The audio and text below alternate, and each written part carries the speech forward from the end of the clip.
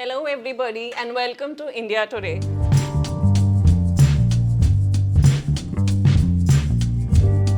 So, today we have a really special guest with us, someone who's bholi in nature, but she's none other than a tigress in real life. Please welcome Richa Chadda. Thank you for that introduction. Thank you for joining with India Today, and congratulations for Fukre 3. Thank you. It's just smashing all the theaters and the kind of reviews and response that we've coming. How is the feeling now? Well, I'm just happy that the audience has started going back to watch movies in the theater. Of course. It's been a good run for us in the last few months. And you know, in all of these years, it was being said that Bollywood is suffering, Bollywood this and that. So I'm really happy that we are on a revival track and the films are making money at the box office.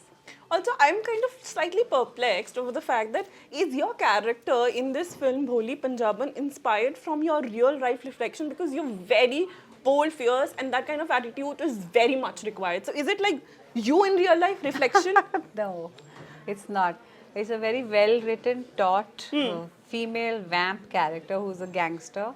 I don't really relate to her other than the fact that I think we are both quite confident. Right. But I think she's very cruel. Oh. And I don't have a cruel streak. No, definitely not. Yeah. So, when did this come to you? You were like constantly thinking about it, or you were like, nahi, karna hai ye? No, when it came to me in 2012-13, when we were working on the first part, at that time I really did feel that it was a very well written female part, one of the most badass women to ever be portrayed on screen, at least in Hindi cinema. You know, like everything that was said for her introduction, like Bholi Chidiya Nahi Cheel Hai, Coffin Mein Aakhri Keel Hai. Everyone was talking about the character much more than, you know, in other spaces. So I honestly loved such a strong author-backed role. And that's why I said yes to it. So you just told me about female-centric character. So you've also been a part of a female-centric film that was Madam Chief Minister. Yeah. So just tell me one thing that, you know, is it difficult to carry a part without a male lead, the burden of the script, or is it fine to just go about it? I think it totally depends on the narrative, no? Okay. If the film is called Madam Chief Minister, it's about the struggle of a woman who's trying to become a leader or trying to become the chief minister of a populous state. Right. That will primarily focus on her. So there are all these stories that are actually, you know, focused on the men. They like, you know, if they have a male lead that needs to tell the story. Suppose it's a biopic, like Rocketry, about a male scientist who's trying to, you know, do this. And so it's going to be very different from a Mangalyaan. They could be dealing with the same thing, but, you know, it depends on the story. Also, the pressure is more when you're playing in a female-centric films as compared to a multi-starrer? I don't think so. I think it has to be a good film. Okay. It has to be made well. The script has to be executed properly. It has to be marketed properly, distributed properly, promoted well. That's the pressure. That pressure actually belongs to the producer or the director, not so much the actor. True. Yeah. Also, you know, given so many years to the industry, do you still feel that, you know, in a multi-starrer, you have these apprehensions that, you know, who is being paired opposite me, or probably will I be getting that kind of screen timing when it comes to so many good artists around? You know, in the first part of Fukre, I had only like maybe 8 scenes, I don't know, and I had 12 days of work. So if I came from that insecurity, I would not be sitting here talking about the success of the third part. And I feel very confident in my craft that I don't care if it's 1 scene or 10 scenes. If I'm confident and if it's a good role, I will shine. So I don't think about these things. Also, you know, just as you said about Madam Chief Minister and how brilliantly you carried away the script with your role. So, you know, you've always played challenging roles. That is for sure, you know, breaking boundaries and all. How challenging is it for you constantly choosing roles, scripts, and then doing justice with it? It's challenging, but that's my jam. Like, that's what I enjoy. Crafting a character, doing a backstory, working on the dialect, working on the physicality, working on the body language, the accent, the personality. That's the thing that I enjoy a lot. I really enjoyed the process of working on Madam Chief Minister. I had to have a very gruff accent. I had to put on weight. I had to learn how to ride a bike. I stayed in the villages, So it was a very deep learning experience You for had to me. work on your transformation a lot because you were Yeah. looking completely different from what I'm seeing you right now. Yeah, it happens. But see that lends that air of authenticity to the part. That part is devoid of vanity. She doesn't bother about how she's looking. That's important to me. In that part at least. If it's a vain character like Zarina Malik in Inside Edge, who's obsessed with how she looks, or even Bholi, always surrounded by mirrors, then there'll be a different approach. I was just talking about, again, I'll come back to it, the women centric part. And if I'm talking about women centric roles, Hira Mandi has to be on the list.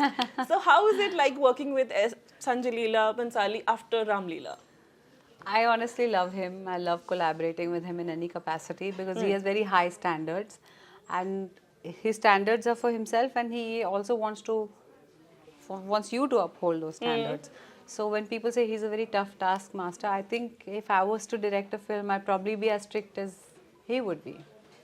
And probably ऐसा होता है ना कि आपको लगता है कि बस मैं इतना ही कर सकती हूँ इस रोल के लिए and then Sanjay Leela Bhansali comes into your life and is like pushes you constantly to give your best. Yeah. So how is like working with him and the other co-stars, obviously stellar star cast that is there. By and large, I enjoyed working with the other star cast also, and with Sir, I feel like the more he pushes people, sometimes even to the brink. I don't know, he just gets like some of the best performances out of all the actors that he works with. Don't you think so? I mean, after When you look at working any of the big like actors that he's I worked was with, whether looking at Gangubai Kathiawadi, I was amazed by everything. I mean, I was listening to what Alia Bhatt had to say about her character, how Sanjay Leela Bansali, crafted the entire setup of everything, starting from cinematography to the storyline. Everything was just epic. exactly. So that is what I wanted to, know from you. That was it back? The charm was again the same like Ram Leela, or was it something different? I think different. We've both grown up in our lives and traversed a certain distance. So I just I think that even at this stage of our lives, it's a lot of fun to collaborate with someone who has genuine respect for artists. Artist, right? And there is something that you've been always upfront and bold about your thoughts and opinions. And does this kind of give you a character certificate? Nahin, by filmmakers, ki, if you're going to work with her, it's going to be a con for us or a pro for us, something like that. Has it ever happened in your life? No, not that I know of. No. Or probably some kind of remark or that you come across that, if you're going to cast her, this will happen, that will happen. All the that is there behind the back of every. No, I don't think so. I think this fear exists in people's mind much more in reality. Okay. It's not a reality. When people want to make a film, they choose the best actor for that part. They have no preconceived notions about They the artist. you may have a preconceived notion about me. We are meeting for the first time today. I may have a preconceived notion about watching you on TV as a broadcast journalist. That doesn't mean that we will continue to hold those opinions about each other. Okay. Yeah. And you've been a part of various international projects and likewise. So what is the difference that you find working in both the industries, switching both? I don't know. I think there's pros and cons in both. The pro in our film industry, like the Hindi film industry, is that लोग जान लगा देते हैं shot के लिए. Like if you tell someone that it may be risky, you have to climb that tree, there could be a snake on it, just hold this light. If you talk to them with love and respect, if you make sure that they're taken care of, they will really go the whole hog. And that is a pro in our industry. Okay. And the pro in what I find in the West is that there's more, there's an attitude of egalitarianism. There's respect for every job. No one is treated unfairly or differently because they're a spot boy or a junior costume assistant or a camera attendant. So it's like there's equality. That I think we have to imbibe. And the relation between the crew members and the artists is still the same as compared to the one that we had a cordial relation. I think this is a better question for Ali. He's done far more work abroad. He will be able to make that distinction. But by and large, I do feel that there is a lot of dignity of labor abroad. Yeah.